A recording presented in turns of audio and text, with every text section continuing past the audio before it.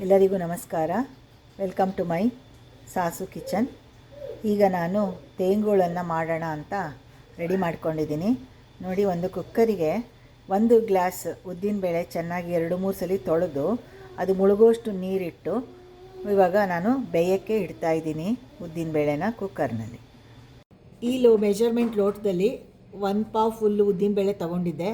ಅದನ್ನು ನಾನು ಕುಕ್ಕರಲ್ಲಿ ಬೇಯಿಸಿದ್ನಲ್ಲ, ಅದನ್ನು ನೋಡಿ ಈ ರೀತಿಯಾಗಿ ನುಣ್ಣಗೆ ರುಬ್ಕೊಂಡು ಬಂದಿದ್ದೀನಿ.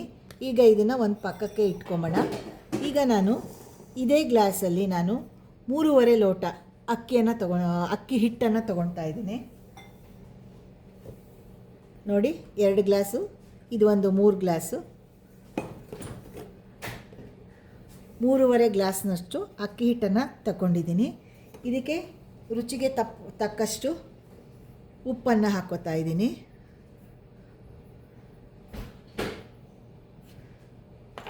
ಸ್ವಲ್ಪ ಜೀರಿಗೆಯನ್ನು ಹಾಕ್ತಾ ಇದ್ದೀನಿ.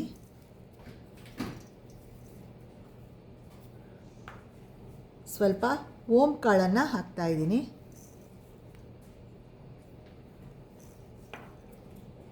ಸ್ವಲ್ಪ ಇಂಗನ್ನು ಕೂಡ ಹಾಕ್ತಾ ಇದ್ದೀನಿ, ಘಮ್ ಅನ್ನತ್ತೆ.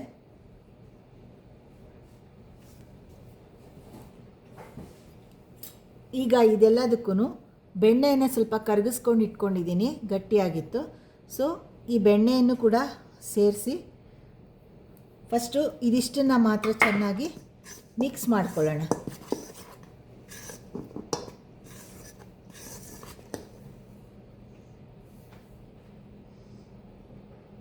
ಈಗ ಇದೆಲ್ಲವನ್ನು ನಾನು ಕೈಯಲ್ಲಿ ಮಿಕ್ಸ್ ಮಾಡ್ಕೊಂಡಿದ್ದೀನಿ.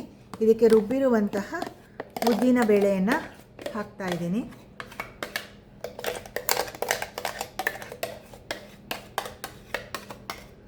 ಇದರಲ್ಲಿ ಸ್ವಲ್ಪ ನೀರು ಹಾಕಿಬಿಟ್ಟು ಕೂಡ ನೀವು ಇದನ್ನು ಕಲಸೋವಾಗ ಸೇರಿಸ್ಕೋಬೋದು.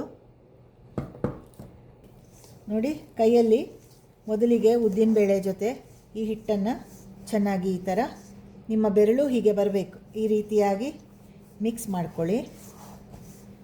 ಆವಾಗ ಎಲ್ಲದಕ್ಕೂ ಚೆನ್ನಾಗಿ ಹೊಂದಿಕೆ ಆಗುತ್ತೆ. ನೋಡಿ, ನೀವು ಈ ಥರ ಬೆಣ್ಣೆ ಎಲ್ಲ ಹಾಕಿ ಕಲಿಸಿದಾಗ ನೀವು ಹಿಡಿದ್ರೆ ಈ ಥರ ಬರಬೇಕು. ಹೀಗೆ ಬಂದರೆ ಚೆನ್ನಾಗಿ ಸಾಟಿ ಆಗಿದೆ ಅಂತ ಅರ್ಥ. ಸೊ ನಾನೇನು ಮಾಡಿದ್ದೀನಿ, ಈಗ ಇಲ್ಲಿ ಸ್ವಲ್ಪ ಮಿಕ್ಕಿತ್ತಲ್ಲ ಉದ್ದಿನಬೇಳೆ, ಅದಕ್ಕೆ ಸ್ವಲ್ಪ ನೀರು ಹಾಕ್ಕೊಂಡು ನೋಡಿ ಈ ಥರ ಕದರಿ, ಎಷ್ಟು ಪ್ರಮಾಣದಲ್ಲಿ ನಮಗೆ ನೀರು ಬೇಕೋ ಅಷ್ಟನ್ನು ಮಾತ್ರ ಸೇರಿಸ್ಕೋಬೇಕು. ಅದಕ್ಕಿಂತ ಮುಂಚೆ ಒಟ್ಟಿಗೆ ಇಷ್ಟು ಹಿಟ್ಟನ್ನು ಕಲಿಸ್ಬಾರ್ದು, ಎಣ್ಣೆ ಕುಡಿಯುತ್ತೆ. ಇದರಲ್ಲಿ ನಾವು ಎಷ್ಟೆಷ್ಟು ಮಾಡ್ತೀವಿ ಒಂದು ಸಲಿಗೆ ಒಂದು 20 ಆ ಥರ, ಅಷ್ಟು ಮಾತ್ರ ಹಿಟ್ಟನ್ನು ಈ ಥರ ಸಪ್ರೇಟಾಗಿ ತೆಗೆದಿಟ್ಕೊಂಡು ಅಷ್ಟಕ್ಕೆ ಮಾತ್ರ ನೀವು ಈ ಥರ ನೀರು ಹಾಕಿ ಚೆನ್ನಾಗಿ ಕಲಿಸ್ಕೋಬೇಕು. ನೋಡಿ, ಇದು ಬಿಳಿ ತೆಂಗುಳು, ವೈಟ್ ಕಲರಲ್ಲಿ ಸ್ವಲ್ಪ ಬರುತ್ತೆ, ಸಂಪಿಗೆ ಹೂವಿನ ಕಲರು.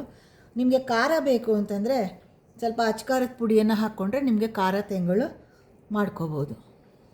ನೋಡಿ, ಇದನ್ನು ನಾನು ಒಟ್ಟಿಗೆ ಕಲಸಿಟ್ಕೊಂಡೆ, ಯಾಕೆ ಅಂತಂದರೆ ಒಟ್ಟಿಗೆ ಮಾಡಿಬಿಡೋಣ ಅಂತ. ಸೊ ಈ ಹದಕ್ಕೆ ನೀವು ಹಿಟ್ಟನ್ನು ಕಲಸಿಟ್ಕೊಳ್ಳಿ. ನೋಡಿ, ಕರೆಕ್ಟಾಗಿದೆ. ನೋಡಿ, ಈ ಥರ ಕೈಯಲ್ಲಿ ಹೀಗೆ ಮಾಡ್ಕೋಬೇಕು. ಇದನ್ನು ಬನ್ನಿ ತೋರಿಸ್ತೀನಿ ಹೇಗೆ ಚಕ್ಲಿ ಒರಳಲ್ಲಿ ಹೀಗೆ ಹಾಕೋದು ಅಂತ. ನೋಡಿ, ಇದು ತೇಂಗುಳ ಒರಳು. ಈ ಎಣ್ಣೆನ ನಾನು ಒಲೆ ಮೇಲೆ ಇಟ್ಟಿರೋ ಬಾಣಲೆಲಿರೋ ಎಣ್ಣೆನ ಸ್ವಲ್ಪ ಒಳಗಡೆ ಹೀಗೆ ಹಚ್ಕೋತೀನಿ, ಯಾಕೆ ಅಂತಂದರೆ ಹಿಟ್ಟು ಮೆತ್ಕೊಳ್ದಲೇ ಈಸಿಯಾಗಿ ಬರಬೇಕು ಅಂತ ಉದ್ದೇಶ ಅಷ್ಟೇ. ಇದಕ್ಕೆ ಆಮೇಲೆ ಇದಕ್ಕೂ ಕೂಡ ಈ ರೀತಿಯಾಗಿ ಹಚ್ಕೋತಾ ಇದ್ದೀನಿ. ನೋಡಿ, ಇದು ಚಕ್ಲಿ ಒರಳು ಸುಮಾರು 38 ವರ್ಷದ್ದು. ನಾನು ಯೂಸ್ ಮಾಡ್ತಾ ಇದ್ದೆ, ನನ್ನ ಮಗಳು ಯೂಸ್ ಮಾಡಲಿ ಅಂತ ಹೇಳಿ ಅಮೇರಿಕಾಗೆ ಅವಳಿಗೆ ತಂದು ಕೊಟ್ಟಿದ್ದೀನಿ. ನಾನು ಬೇರೆ ತೊಗೊಂಡಿದ್ದೀನಿ. ಈಗ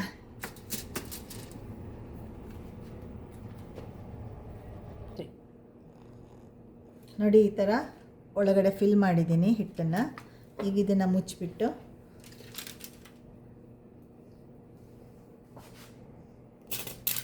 ಈ ರೀತಿಯಾಗಿ ಸ್ವಲ್ಪ ಗುಪ್ಪೆನೂ ಬರಬೇಕು, ಸ್ವಲ್ಪ ಅಗಲನೂ ಇರಬೇಕು, ಆವಾಗ ಎಲ್ಲ ಕಡೆ ಹದವಾಗಿ ಬೇಯುತ್ತೆ. ಸ್ವಲ್ಪ ಹೀಗೆ ಟಚ್ ಕೊಡಬೇಕಷ್ಟೆ. ನೋಡಿ, ಇವಾಗ ಈ ಥರ ಒಂದು ಹಾಳೆನಲ್ಲಿ 4 ತೇಂಗಳನ್ನು ಒತ್ಕೊಂಡಿದ್ದೀನಿ.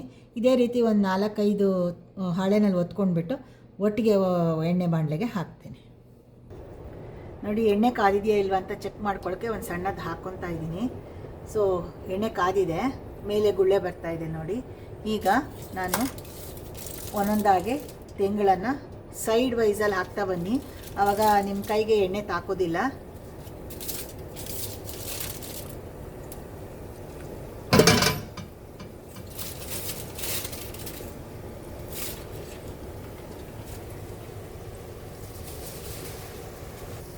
ನೋಡಿ ಇವಾಗ ಈ ರೀತಿ ಎಣ್ಣೆಯಲ್ಲಿ ಹಾಕಿದ್ದೀನಿ ತೆಂಗಳನ್ನ.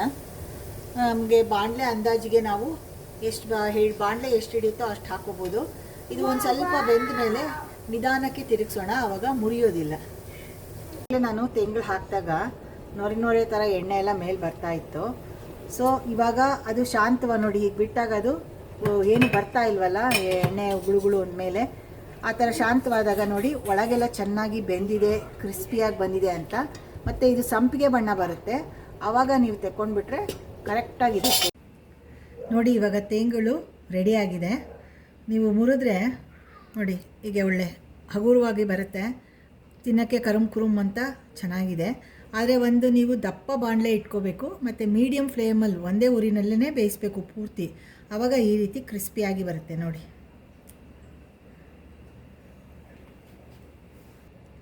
Thank you for watching. ಇನ್ನು ಮುಂದೆ ಬರೋ ವೀಡಿಯೋಗಳನ್ನೆಲ್ಲ ನೋಡಿ, ಲೈಕ್ ಮಾಡಿ, ಸಬ್ಸ್ಕ್ರೈಬ್ ಮಾಡಿ, ಶೇರ್ ಮಾಡಿ.